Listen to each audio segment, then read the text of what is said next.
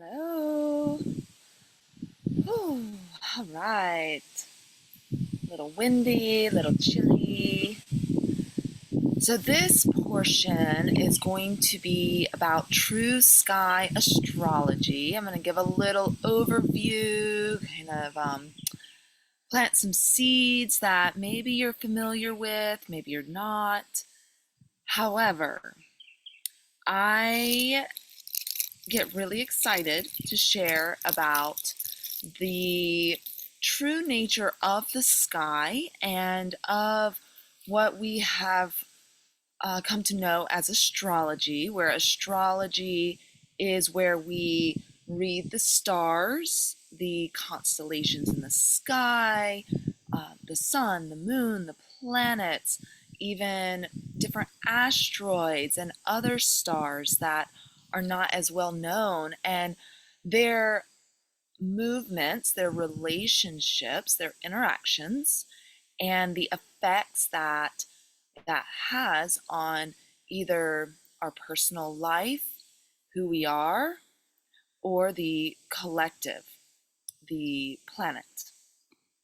And so when we think of astrology in this way, where we are studying, exploring the effects that the star frequencies have on us, because that's what it is.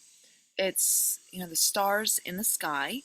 And so if the sun is moving through, say, Leo, which right now it's moving through Leo, then that relationship of the sun moving through Leo and what it is sending to the earth, that's these frequencies, the energies that are being sent down to the earth because of the sun moving through the constellation of Leo, is what we call astrology, is that effect that those energies of the star, of the planet, the sun has on us.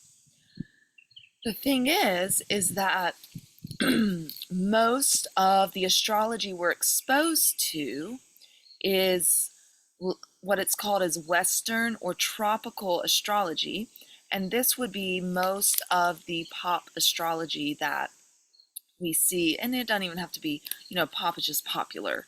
So, the mainstream astrology that we see, even a lot of the not mainstream that, maybe the local astrologer you follow, more than likely is reading charts based on tropical astrology, Western astrology. Not always, but usually, because it has become the more popularized method of astrology. And the thing is, Western astrology, tropical astrology, the map is off. Excuse me. The map is off, so it doesn't reflect what the sky is doing right now. And there's a number of reasons that we could muse upon for this. One of the more basic reasons is that these certain astrological maps and guidelines were created a long, long time ago and have not taken into account the subtle shifts that have occurred over centuries, because it's well-known knowledge that over time, the earth is shifting a little bit, the sky's shifting a little, the sun like everything's kind of shifting a little bit. It doesn't stay just exactly the same. The orbit is changing, even the orbit of the moon around the earth is changing. And so one of the more just basic explanations is that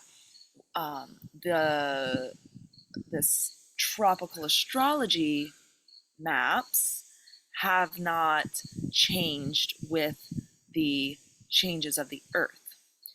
Now, one of the things I want to bring in that is a little more of a speculation, but an intuitive speculation, is that there's almost this like conspirative theory type wondering, with all that we are experiencing as humans, that has taken us so far from nature, and I call it this overlay. We have this overlay of almost like this imprisonment, to technology, to the artificial, to even lies and manipulation.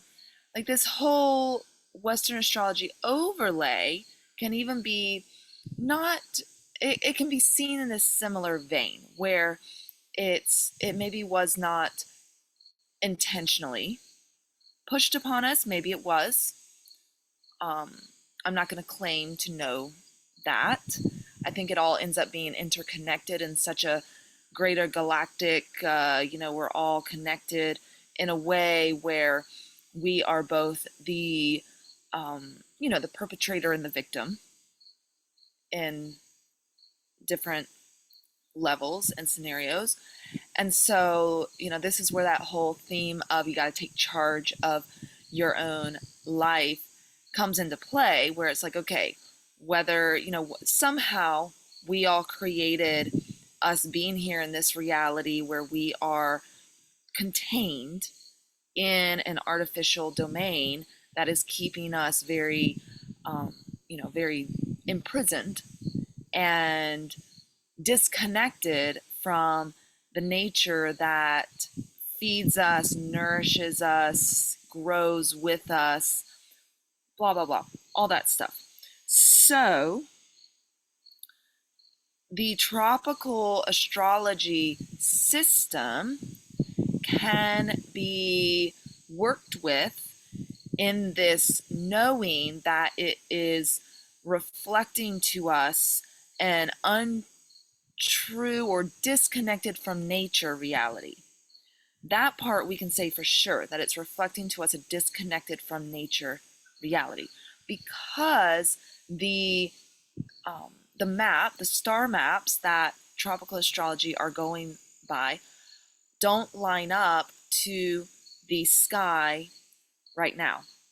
The position of the constellations and the planets moving through them. This is a true statement. And so then we can take that and make decisions for ourselves. But the thing is, if we don't know that information, which most people don't, and when I tell them or they hear it from someone else, it's almost like this shock. Like, what? I've been thinking I was born with my sun in Capricorn my whole life, but I'm actually a Sagittarius. Like when I was, so for myself, I'll use this as an example. If I go online to most sites and it's reading my chart based on tropical astrology, and I type in my birthday, the time I was born, where I was born, it'll come up that my sun sign is Aquarius. And I resonate with that. I feel very Aquarian in a lot of ways. But then once I found out about true sky astrology, it's also can be referred to as sidereal astrology, and it's also Vedic astrology. I'm going to get into more of that in a moment, so bear with me. But when I first found out about, oh, there's another system that is more accurate to what's the actual position of the stars, and I put in my information, my sun sign is Capricorn. So I've been in this journey for the past like 5 or 6 years since I learned about this, of working with both of my charts, both my true sky astrology chart and my tropical chart, and have worked with both of the charts in a way of curiosity and not denying either one. I definitely don't deny the true sky chart, because that is what makes more sense to me, because it would be more of your true natural self, because it's where the planets were in the actual sky, whereas the tropical chart is almost like a made up entity. Like it's almost like television shows, cartoons, how this is like a televised, made up realities that we get sucked into. If you have ever gotten sucked into a, series that you get sucked into the characters and you almost feel as if you're like living in that reality, but it's not your true life. It's just this kind of make believe um, reality you are um, almost becoming part of. So, tropical astrology is kind of like that. It's a made up reality. And the thing is, we exist a lot, if not mostly, in a made up reality. If you really think about it, with just the school systems, with technology, with the way that we go to the grocery store and buy our food rather than growth, or have are in the process of growing things and or buying them from the farmer. Even if you do this even if you're a farmer, we're still going to the grocery store and relying on this kind of like artificial light, artificial packaging, and coloring and preservatives and just all this in some way, at different scales, depending on what your lifestyle is like. But, there's, we are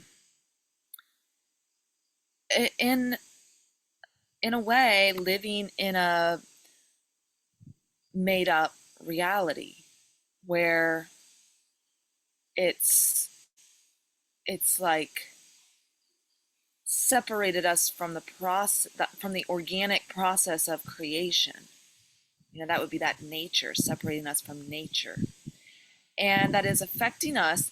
And the thing is that it still is real. It exists. We exist in this artificial, made up world. However, it's causing us a lot of problems. We can agree probably on that. That even though there's an element of realness to, when you're sitting watching TV, you really are sitting there watching TV. So, someone created those shows. There's a realness to it. However, there's also a disconnect from the realness of the organic and the natural that we have come to terms with is creating problems in our life. Whether that is our energy's drained, we get lazy and don't focus on creating art or reading books that we want to read, or playing with our kids because we're sucked into the TV, or whether it's we're eating these artificial foods and so our body is having health issues, whereas if we were eating organic foods we would feel better and healthier. So we are in a position right now on earth where it's like working with these organic, inorganic, artificial and natural realities. We need to work with them in a different way because something's not working. We're having too many health issues. We're, destroying the planet, creating too much waste. We're obviously having issues that need to find resolution and have solutions too. So with all that said, we can explore astrology, the stars, because the stars, for those of you who want to brush aside astrology as just some, unimportant made up thing that doesn't have any um, actual effect on us. The stars, obviously, you look up at the sky at night and yeah, maybe we're in some kind of enclosed sphere where it's just like holes in the breathing holes in the globe that's shining light through. Maybe there's not actually the stars in the sky. that's one way that people can look at it. But that you feel the stars when you look up. Do you not feel the vastness? You feel something when you are standing outside at night and there's not a heavy amount of light pollution and you see the stars in the sky. There is something that you feel, something that lights you up, something that ignites within you that during the day when you're not seeing the stars, you don't feel. Or if you're just in your house at night with the lights, artificial lights on or whatever, you don't feel. But if you walk outside and you're under the stars and you look up at them, there is something that happens inside of you. This is an easy way to connect into what is real, what is organic, what is even valuable and important. When you feel lost or off path, you just connect into something that's natural and organic and notice the feeling states that you experience.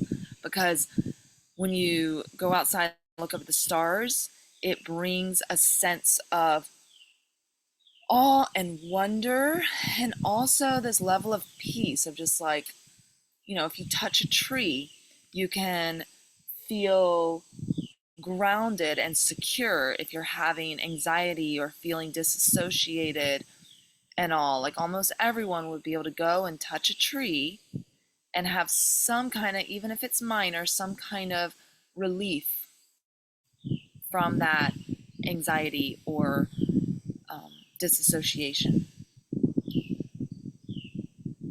So this is how we can remember that the natural world really is something that is important and valuable and brings us back to the trueness of ourself.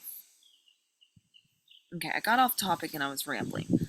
The difference in the charts.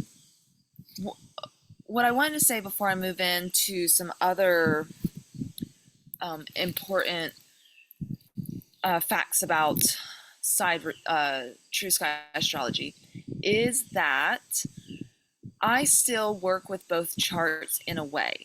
I do less and less work with Western astrology, but especially with my own personal birth chart, and the fact that most of society subscribes to Western astrology.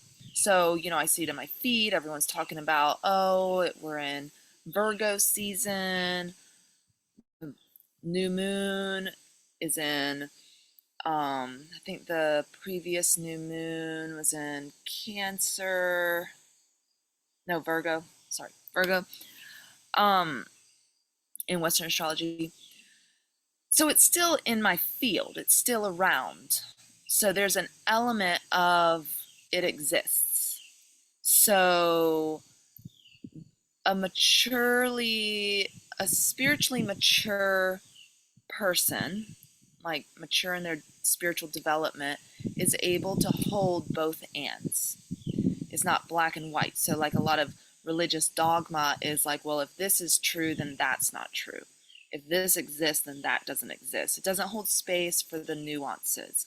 And so in our spiritual development of maturity, we are able to sit in Western astrology. I know now that it doesn't line up to the truth of the stars, but it still exists because people are holding on to it as a construct. And so right now in time, there's a both and.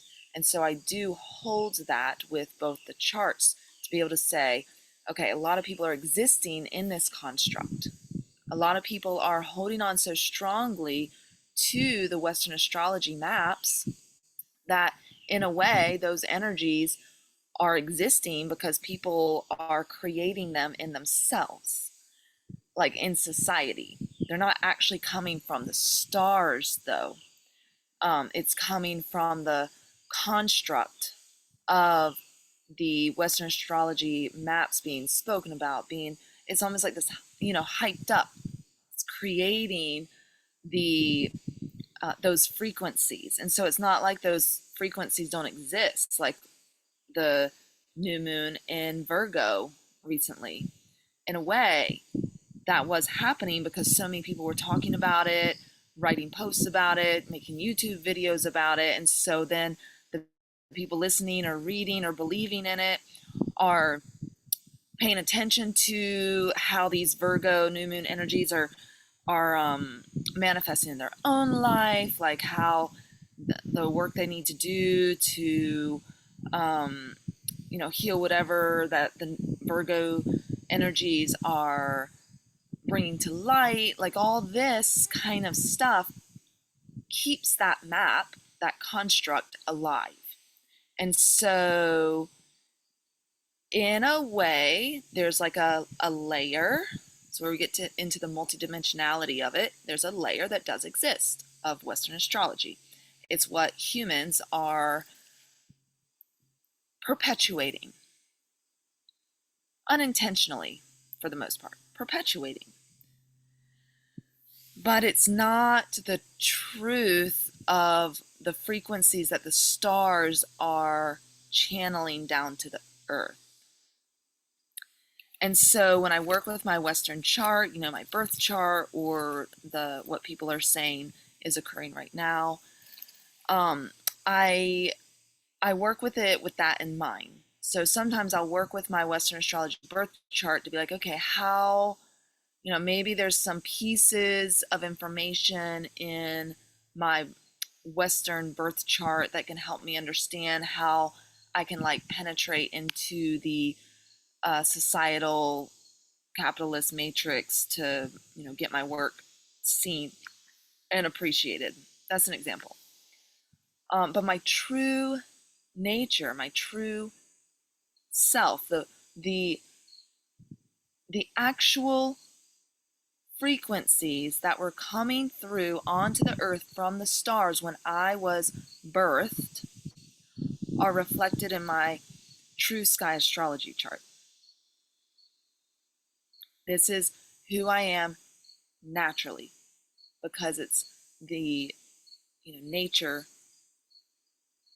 the forces of nature that were coming into the earth at the time I was created, not some like social construct that was like programming me to be that. And so the Western chart can reveal to you the programs that are the artificial realm. And again, this can be valuable information because we still exist in a reality that is so infused and ruled by the artificial. It's important to not just completely devalue that chart, because we need to have like access in to understand, break apart, like break ourselves from the spell, basically. But the true Sky Astrology chart is what is nature, what is organic. It's where the stars are positioned and where the planets are traveling through in real time. It's the astronomy. It's where you would look up in the sky with a telescope and see it. So things on the internet or people with like drawn out maps that are just coming from their head, it bypasses all that and goes directly to the source.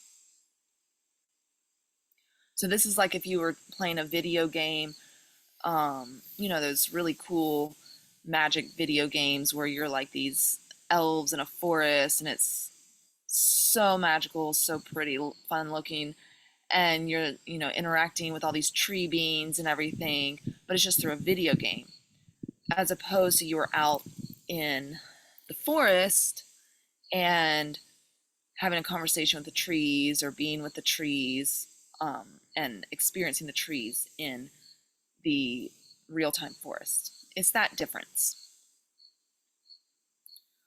All right.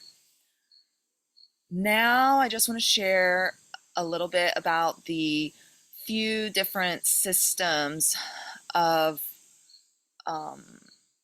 the astrology that is the actual stars in the sky, the true nature astrology. So true sky is what I follow. It's what I get excited about because it includes the 13th zodiac sign, Ophiuchus, which is actually the hidden feminine. So it's the 13th zodiac sign because the zodiac creates this like constellational belt that that travels around the earth, or the earth travels through. And so this 13th one is a part of this zodiac belt that has been like cut off from our knowing.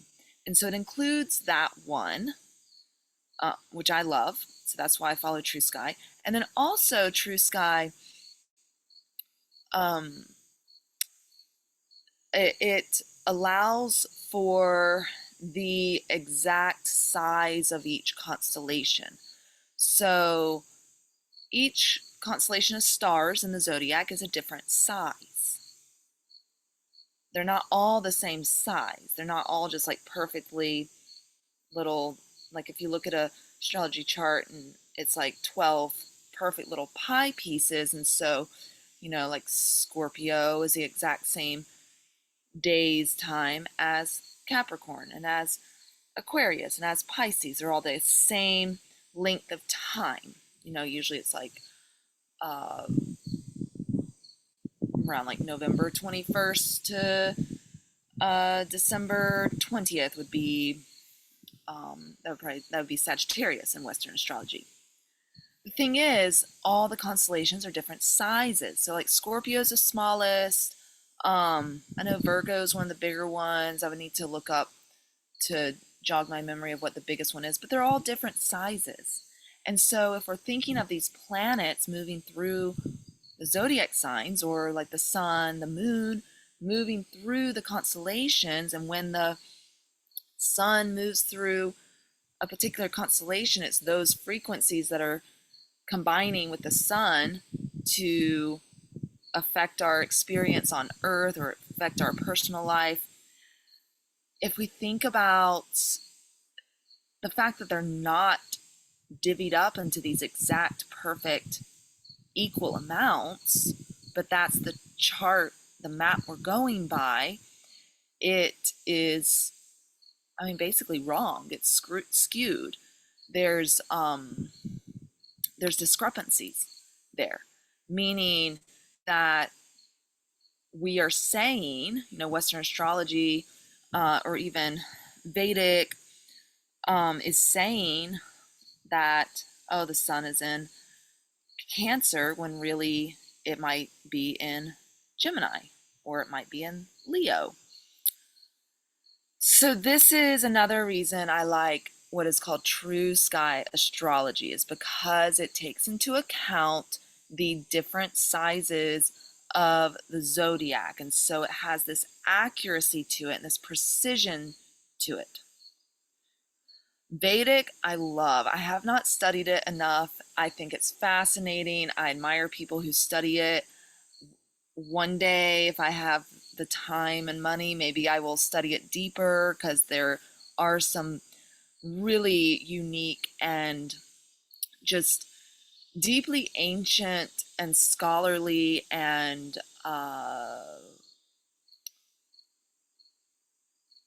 like dense teachings in Vedic astrology. It just doesn't take into account the 13th zodiac sign, Ophiuchus, and it divvies each constellation out into the same span of time, so it doesn't take into account the different lengths of the constellations. So for me, I don't go towards Vedic as much, but I do want everyone listening to this to know that Vedic astrology has retained more of the shift over time. And so it does have way more accuracy to it than Western astrology. But I really like the 13th constellation, Ophiuchus. I really like it. I my rising is actually Ophiuchus, so I feel very resonant with it, with that kind of like dark feminine mysteries coming to light and coming out into, the remembering of who we are and reclaiming these pieces of our soul and our self that have been shut down and disregarded for so long. And it makes sense to me. When I go back to nature, it just makes so much more sense. It makes sense to me to say that when the sun is actually in Scorpio, that we are having the effect on the planet of the sun in Scorpio, whereas then when it shifts into Sagittarius, or really it's Ophiuchus after that, that it has that effect, instead of being like, no, no, no, but the map that we created that has it evenly divided out says that, it's still in, the sun's still in Scorpio, but then like astronomically, yeah, if we like look at the stars, it's not. Please, please, please let me know any questions. This can be a lot of information for people who have never heard about this and have been, especially if you've been deep into Western astrology, if you have identified really strongly with your Western astrology chart, your birth chart, if you follow a lot of, just ongoing Western astrology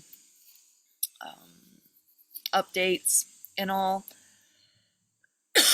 it can be a lot. And it can be a lot to explain to a group, whoever's watching, without having a back and forth ability to ask questions, for me to answer them, for us to have a dialogue about it. And so this is just me speaking and sharing from my own exploration over 5 years of this true sky, real time, back to nature astrology, where we are reuniting our connection between the earth and the stars and ourself, reconnecting the natural circuitry, of the earth and the stars. And the creatures on earth, the plants, the trees, humans, the animals, we are the medians, we're the middle, that are the almost the like tuning rods, the tuning forks in between. Whereas the crystals underneath the earth, the crystals within the earth on the ground, are the like roots of the stars. It's like the root system of the stars. The crystals, the minerals are so connected into this web of light between the earth and the stars. They mirror the stars. There's like this direct web of light creating the connection. So it's like the root system of the stars, and then we are, the medians in between, that get to feel the interplay, the dance between the earth and the stars, and create through that. So a lot of this I will be exploring deeper in my Constellations of Feminine Magic cohort, mentorship, community. It's a monthly membership where, for women, where we're going to be exploring this true sky astrology, the current effects of the star frequencies, and kind of like help you to get yourself set up for the month to bring the wisdom of the stars and the activating frequencies to life in your own life, in yourself. And the crystals, we're going to be working with the crystals as well to ground down, to activate our soul's essence, our soul's purpose, our direction, and really be able to tap back into this circuitry of nature, this natural circuitry of the energetic light web that we've been disconnected from, so that we can feel stronger, more tapped in, more rooted, more alive, and more connected to our natural state of being, which is health, wealth, vitality, wellness. This is our natural state of being, being in awe, joy, is our natural state of being as creatures on earth. And so we're going to work with the stars, with these true star sky maps, work with the crystals, the stones, to bring light to who we really are, what we're here for, and, bring more confidence and clarity and, just feeling a sense of who you are as a feminine being. Bringing that magic back to earth, that feminine magic, but in a way that is grounded and clear and intelligent, even. Intelligence. Okay. I hope you enjoyed this, and I will see you next time.